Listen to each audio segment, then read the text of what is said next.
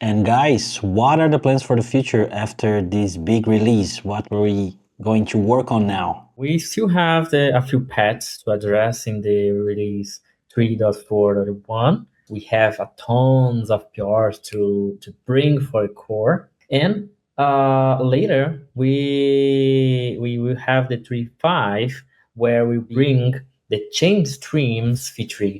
Basically, Meteor today works with uplog to make the reactivity works. So uplog is a collection in the MongoDB where registers all the operations from your database, and we want it to collect the chains and and forward it for the client.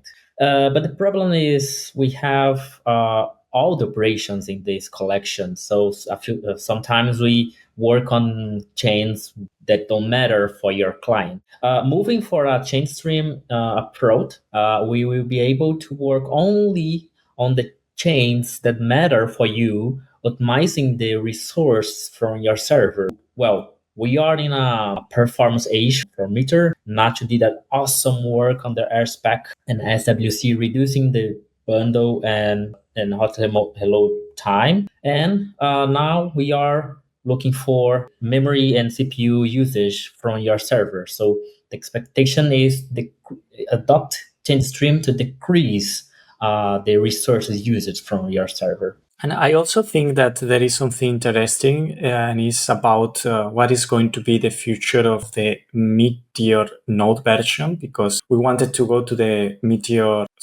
the Node 24 version in the future, right, Italo? Yeah, and beyond that, we are moving. We will move for the Node 24. So trying to be always updated with the LTS version from Node. Yeah, and maybe what that will bring us in terms of node improvements of performance, I think they usually try to do things there, and I think will be cool to actually see them with all the benchmark work that Italy is doing here.